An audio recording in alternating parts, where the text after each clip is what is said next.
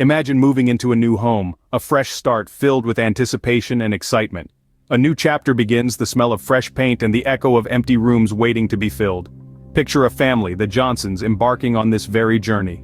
Father, mother, and their young son, each brimming with joy and hope for their new abode. The patriarch, John, a man of strength and tenderness, his eyes sparkling with the promise of new beginnings. His wife, Sarah, the epitome of warmth and love, her heart bursting with dreams of family dinners and cozy bedtime stories.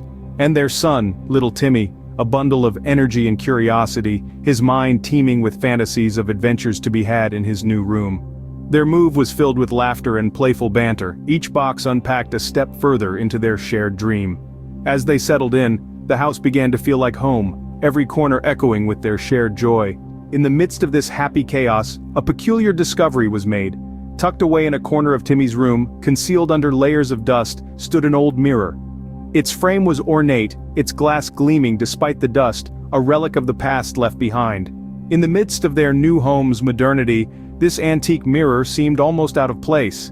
Yet there was something intriguing about it, something that drew the family's attention. They decided to keep it, a piece of history in their fresh start. Little Timmy was particularly fascinated, his young eyes reflecting in the old mirror, a blend of past and present. The first day in their new home came to an end, filled with joy, hope, and a touch of mystery. As they tucked themselves into bed, the house settling around them, the old mirror stood silently in Timmy's room. It was a simple mirror, or so they thought. Little did they know their lives were about to take a dark and chilling turn. The mirror in the son's room, old and worn, held a captivating charm that was impossible to resist. It was as if the mirror had a story to tell, a story that was hidden within its aged surface, a tale that was waiting to be discovered. The ornate frame with its intricate carvings was a stark contrast to the modern decor of the room. The glass, though slightly tarnished, reflected everything with a peculiar clarity that was almost surreal. The fascination with the mirror was not restricted to the son alone. The entire family felt an inexplicable connection to it. It was as if the mirror was slowly becoming an integral part of their lives. The son in particular seemed to have formed an unusual attachment to it. He would often be found standing in front of it, his eyes transfixed on his reflection, a strange, distant look on his face. As days turned into weeks, the family began noticing a series of strange occurrences. Objects seemed to move of their own accord, finding themselves in places where they weren't left. Whispers filled the house at night, soft, indistinct, originating from nowhere, and yet, seeming to be everywhere. The family tried to dismiss these incidents as mere figments of their imagination, but deep down they knew something wasn't quite right. The son's behavior, too, underwent a drastic change. He became increasingly distant, his eyes always drawn to the mirror. He would spend hours standing in front of it, lost in a world of his own. The once cheerful and lively boy now seemed withdrawn and quiet.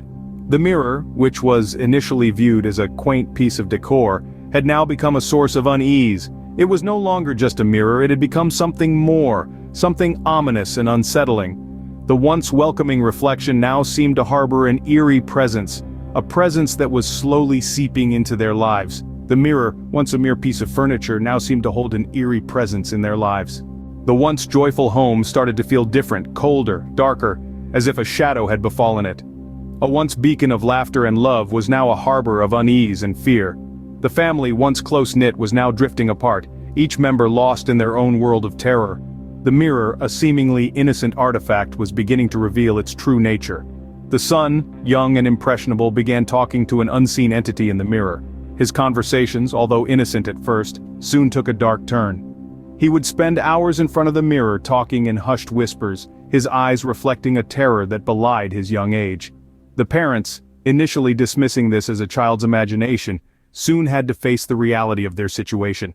Their dreams were now plagued with nightmares so vivid, so real that they would wake up in cold sweats, their hearts pounding in their chests.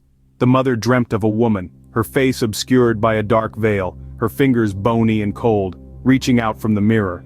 The father, on the other hand, dreamt of a man, his face twisted in a grotesque smile, his eyes reflecting an insatiable hunger, standing behind their son in the mirror. The house, once filled with the aroma of home-cooked meals, now reeked of fear and despair. The walls, once vibrant and lively, now seemed to close in on them, trapping them in their own home. The laughter and joy that once echoed in the house were now replaced by an eerie silence, broken only by the occasional whisper from the son's room. The family, once hopeful and joyous, now lived in perpetual fear, prisoners in their own home. The mirror, once a symbol of vanity, was now a gateway to their worst fears. And as the days turned into weeks, the family found themselves spiraling into a vortex of terror, unaware of the horrifying truth that was about to befall them. As they delved deeper, they discovered the horrifying truth about the mirror. The mirror, a seemingly innocuous object, was an artifact steeped in a chilling past. It began with the house's original owners, a couple who vanished without a trace over a century ago. The only testament to their existence was their last seen reflection, forever etched in the mirror. Their eyes, wide with terror, told a story that would chill the bones of even the bravest souls. Next were the Johnsons, a family of 4 who called the house their home in the early 20th century. They too disappeared under mysterious circumstances, leaving behind only their reflections in the same mirror. The image was a tableau of fear, their faces frozen in expressions of pure horror. The house changed hands several times over the years, each new homeowner succumbing to the same eerie fate. Every disappearance seemed connected by a single thread: the mirror. It was as though the mirror captured the final moments of its victims, their terror reflected in its cold, glassy surface. Upon further research, they stumbled upon a chilling revelation. The mirror was not just a decorative piece, but a relic from a bygone era, steeped in dark rituals and demonic summonings. Its surface was not just glass and silver, but a carefully crafted portal, a gateway to a world of unspeakable horrors. Through this mirror, the demons of the past had found a way into our world. They lured the unsuspecting into their realm, feeding off their fear and despair. The mirror served as their hunting ground, a trap for the souls of the living. The family was horrified. The mirror they thought was just an antique piece of decor was, in fact, a conduit for evil. The very thought sent shivers down their spines. They were living with a monster, a silent predator that had claimed countless lives before them. The mirror wasn't just a mirror, it was a portal to a world of darkness, a gateway for the demons of the past. Their worst fears had come true, and they were caught in the clutches of a haunting truth. Their struggle for survival began, a battle against the unspeakable horrors that lurked in the mirror. The family, once filled with joy and laughter, was now in the throes of fear. Their once safe haven turned into a sinister battlefield. They huddled together, their faces pale, eyes wide with terror, as the mirror began to ripple like a disturbed pond. The father, with a courage only a desperate man can muster, stepped forward. His hands shook as he held up a crucifix, a futile attempt to ward off the evil. But the mirror only laughed, a bone-chilling sound that echoed through the house.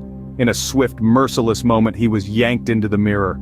His terrified scream cut short as he disappeared into the swirling vortex of the unknown. Next it was the mother. Determined, yet terrified, she clutched onto a family photo, a symbol of their once happy life. She pleaded with the mirror, her voice shaking, her tears falling like rain, but the mirror was unrelenting. With a cruel, ghostly hand, it reached out and pulled her in, leaving only her chilling scream in its wake. Then the children, innocent, terrified, they clung to each other, their sobs echoing through the now empty house. The mirror, ever so malevolent, showed no mercy. One by one it pulled them in, their cries for help swallowed by the mirror's insatiable hunger for souls. But the mirror wasn't done. It kept pulsating, kept laughing as if mocking their futile resistance. The house, once filled with the warmth of a loving family, was now empty, silent, save for the mirror's haunting laughter. In the end, the once vibrant family was no more, their screams echoing in the empty house, their last terrified faces forever trapped in the haunted mirror.